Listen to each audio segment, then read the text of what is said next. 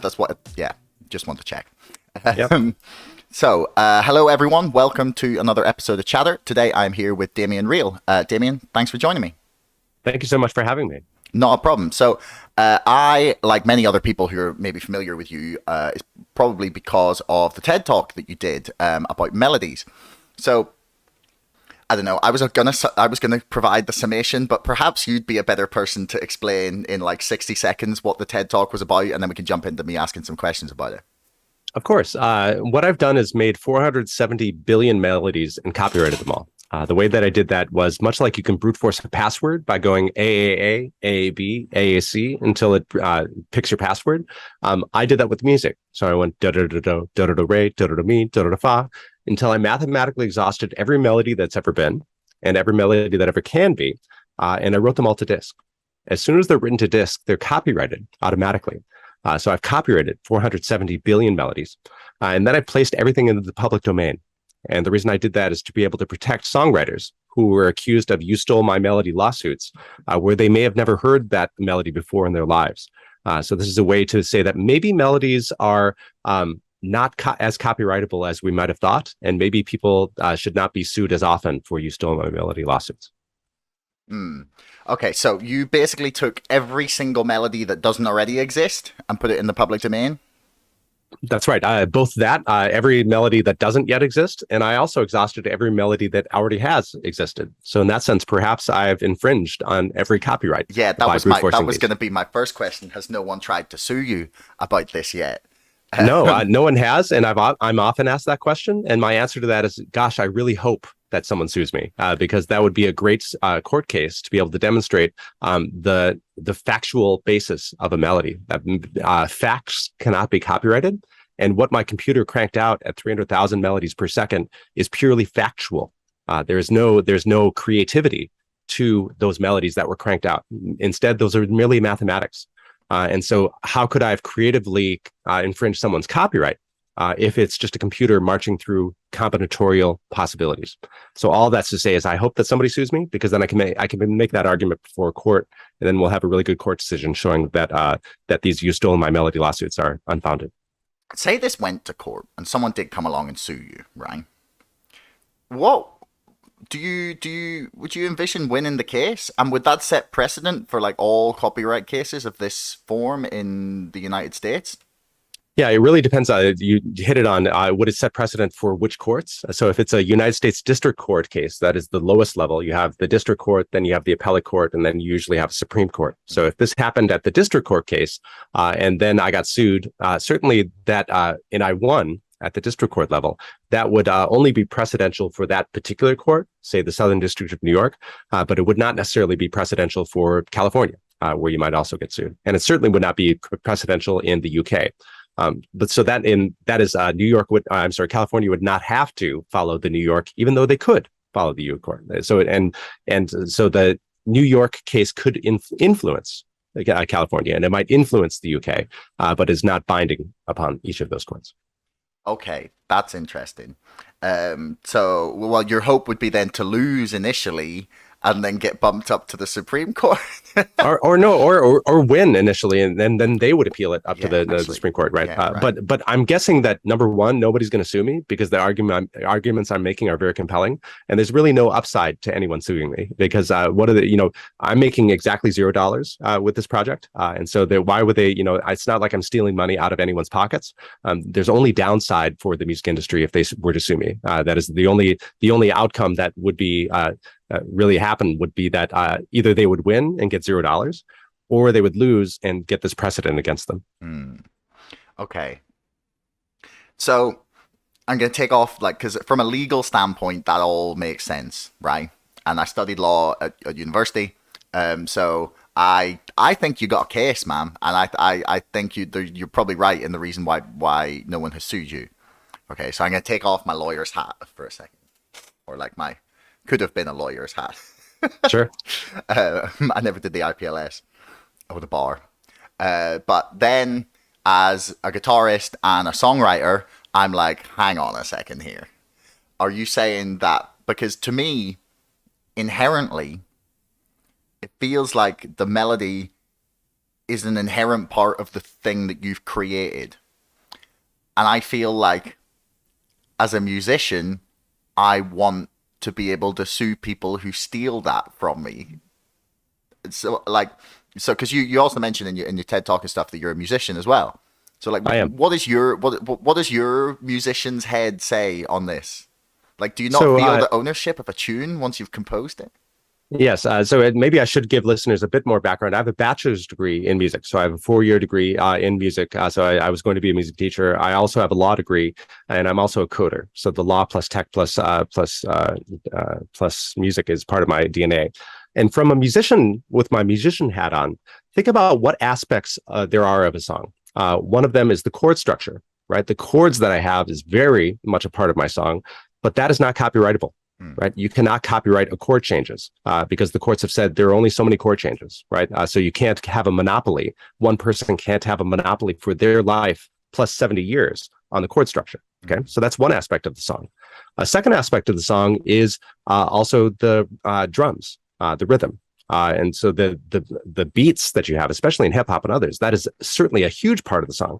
But the courts have again and again said that beats are not copyrightable. You can't copyright the I forget who the something shuffle. But anyway, there's a famous beat that is repeated on thousands of songs, but nobody can copyright that beat. Timbre is a very big part of any song, but you can't copyright timbre. Right, you can't copyright this sound of this kind of thing. So anyway, so there's all sorts of elements that are inherently part of a song that are not copyrightable. So really, the question is, much like chords, much like beats, are melodies just amongst those other things that in isolation are not copyrightable. And the reason, an example of why that might be true is that if you think about A, B, C, D, E, F, G is the same melody as Twinkle, Twinkle, Little Star, which is the same melody as Ba, Ba, Black Sheep, Have You Any Wool, right? Each of those has the same melody, but they are different songs. I say that to people that are in their 50s, and they're like, gosh, I've lived 50 years. I've never realized that those three share the same melody. And the reason for that is because they're different songs. Even though they share the same melody, they are different songs and they occupy different spaces in our heads. So really, as a musician, what are you, if the Ba Ba Black Sheep people were to sue the Twinkle Twinkle people, the Twinkle Twinkle people would say, what the hell? Nobody even associates my song with your song. They're different songs. We can each share the same melody without having to fight this thing out. Let's just stop suing each other and just make more music. Because what is it as a musician? What am I making? Am I making a song so that nobody else can share any attribute of my song? No, that's stupid. I, as a musician, make song because it is worth making. I want to make art, right? And so it's not an exclusionary activity. We can all make art, and all of our arts can be essentially, putting forth to humanity to make humanity better. We shouldn't think of making art as something that is exclusive to me. I should think about it. We're all drawing from the same melodic well. There are only so many melodies, and we're all drawing from them.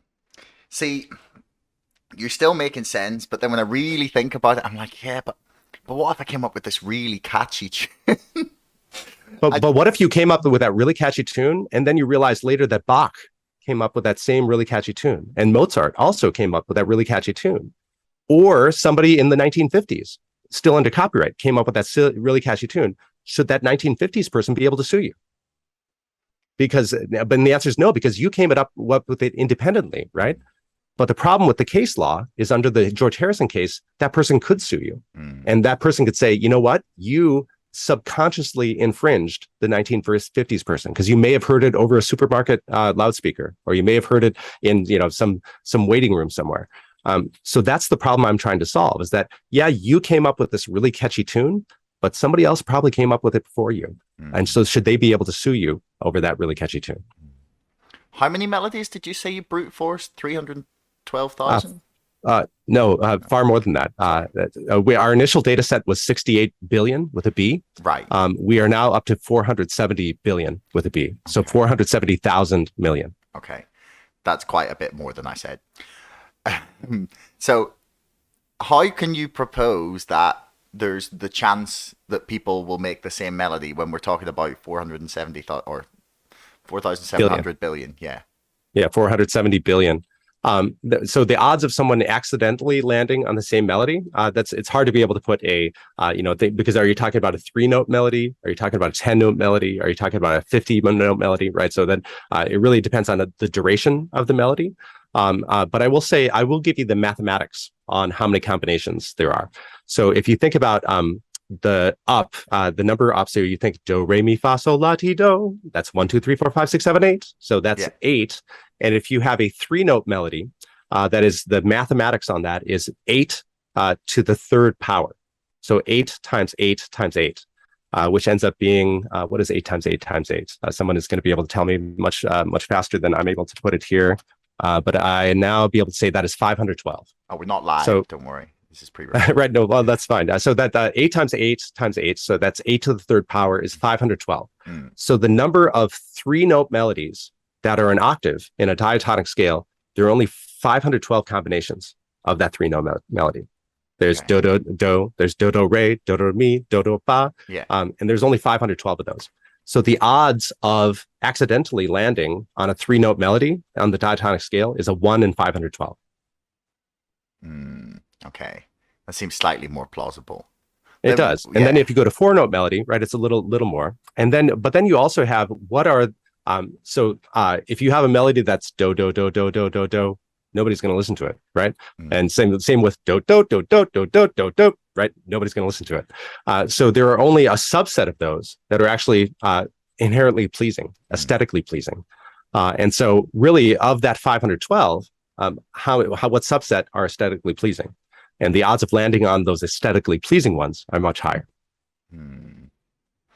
Okay. So then, theoretically, has anyone actually approached you from the music world about this? Like, so anyone from, I don't know, some like big record labels or I don't know, music producers or artists, have they approached you about this idea? Or about, Indeed, well, not an idea, what you've done. Yes. So after the talk became very popular, and at this point it's had 1.5 million views, so it's become very popular. I've been invited into a music industry group where the large music industry executives from Sony Music, from Disney Music, from YouTube, from Spotify, we all gather and discuss affairs of the day, including copyright, including technology and music and how it affects each other. So I've been able to rub elbows, if you will, and be able to talk about the implications of my project and many other projects with some of the biggest leaders in the music industry. So I've been really fortunate that way to be able to get to know, for example, the former chief economist of Spotify, the guy who figures out how music is going to make money, and be able to talk about how my project might improve the work that musicians are doing these days. So that's all of a way of saying yes. I've been very fortunate to be able to talk with some of the largest legal luminaries as well as musical luminaries. There's probably quite a lot of artists that are hoping that you do end up making this legal precedent, I would say, in the future. Although I'm not sure if it would retroactively force them to not, like, if your case, because I'm thinking about one of my favorite bands, Oasis, who have been famous for allegedly plagiarizing melodies from people and have been sued successfully a number of times, actually. Including by Stevie Wonder, who made them remove one of the tracks, or well, his demand for royalties was too high and made them remove one of the tracks on the What's the Story Morning Glory album. But so would that like affect cases that have already gone ahead and happened? So it's funny that you'd ask, because before my talk, pretty much every You Stole My Melody lawsuit defendant has lost. And the reason for that is because of this subconscious infringement that I talked about earlier. That, like, for example, in the case of George Harrison told the court, "I've never heard the Chiffon song before in my life." And the judge says, I believe you, George Harrison, that you've never heard that song before in your life. But what I think you did is you subconsciously infringed, that you don't remember hearing it, but you did hear it. Therefore, you're subconsciously infringed. The problem with that is that there is no way to prove a negative. Philosophically and logically, there's no way to prove that you've never heard something.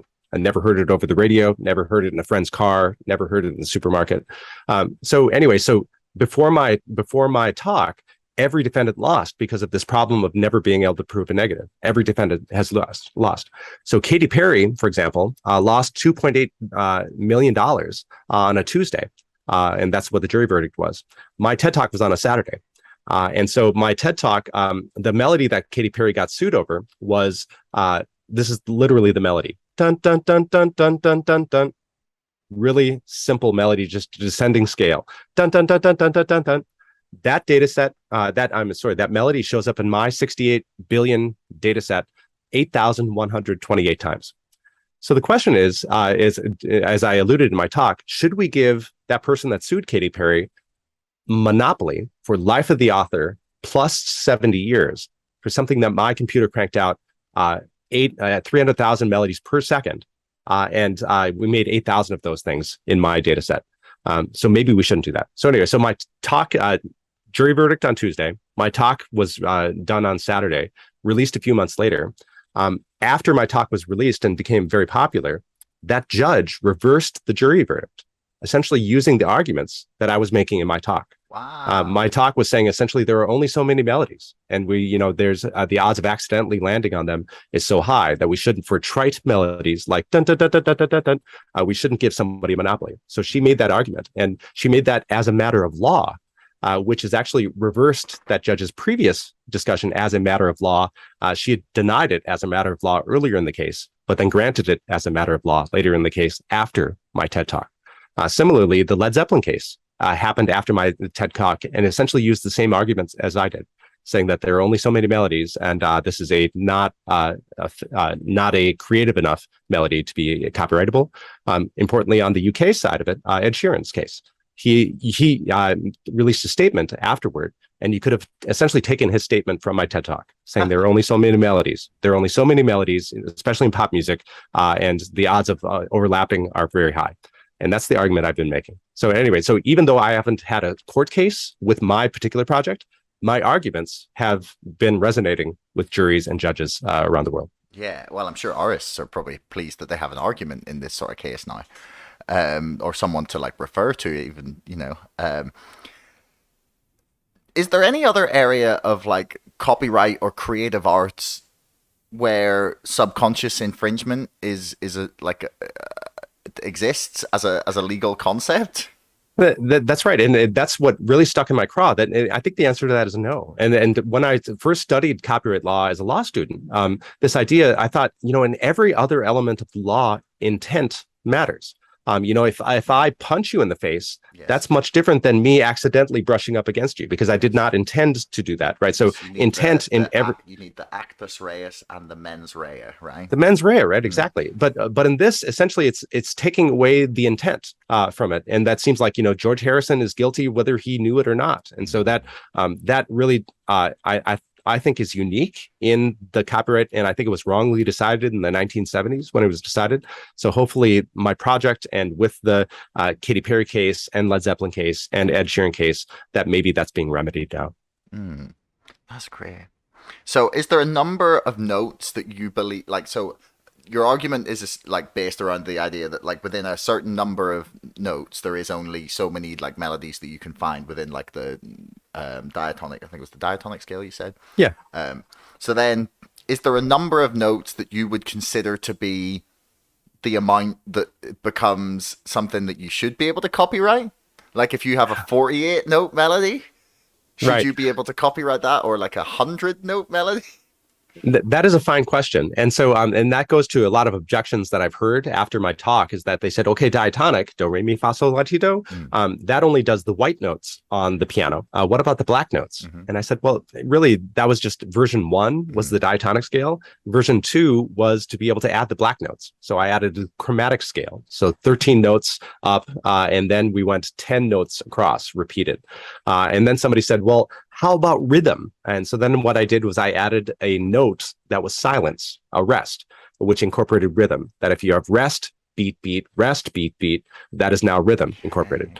So really any permutation of any melody is just adding more of those parameters to the thing. If you want a 48, I can make a 48 string. I could do, the pentatonic scale to the 48 in the number of notes, and I could crank those things out from a computer. And so really the question is, goes back to your earlier point, is should we as musicians be thinking of this as our property? That is, only I can use this melody, that maybe, by the way, somebody else may have used 50 years ago, Mm. by the way, somebody may have used 200 years ago? Should I essentially have a monopoly on this melody? And what if this thing that I'm so proud of, this melody that I just created in 2022, what if Bach created that in the 1600s? Should I, as a 2022 person, be able to steal that from the public domain? Should I essentially re-privatize something that was public domain for hundreds of years? And I think the answer, most people would answer, well, no. I mean, if it's Bach and it's public domain, just because maybe I haven't heard Bach doesn't mean that nobody's heard Bach, right? So why should anyone get to privatize for their life plus 70 years as a monopoly on something that Bach did a bunch of years ago? So all of that's to say, to your question is there a melody that's long enough to be copyrightable?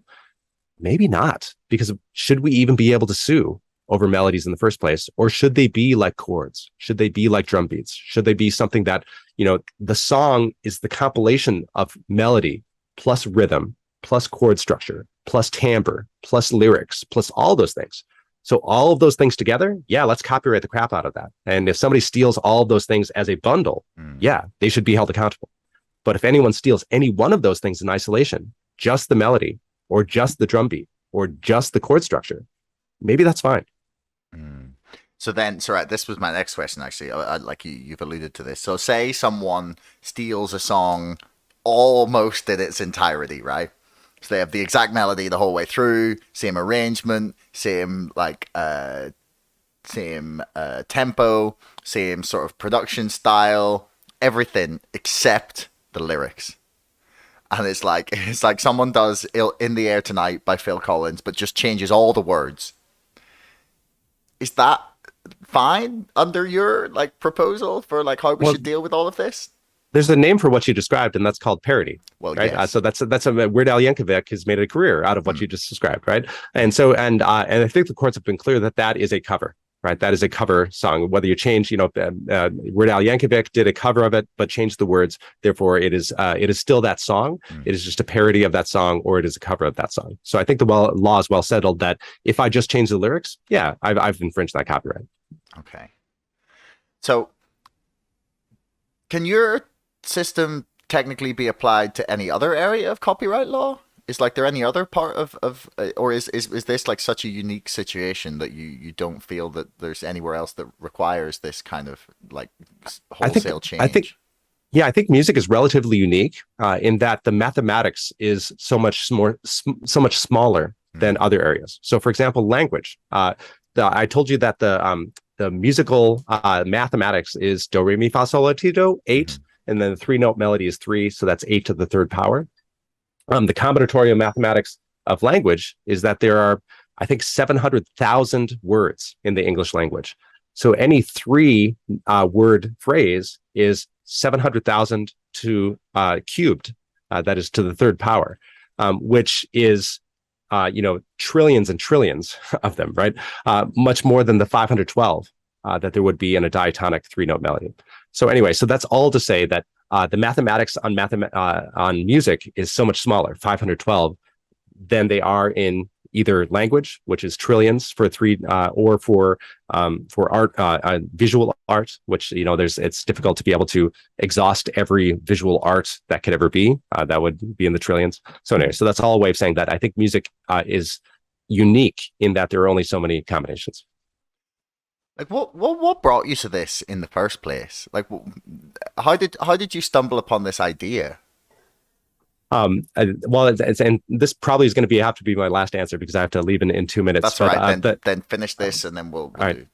Awesome. So I was working on a very large project in a cybersecurity project, and we had finished a 12-hour day.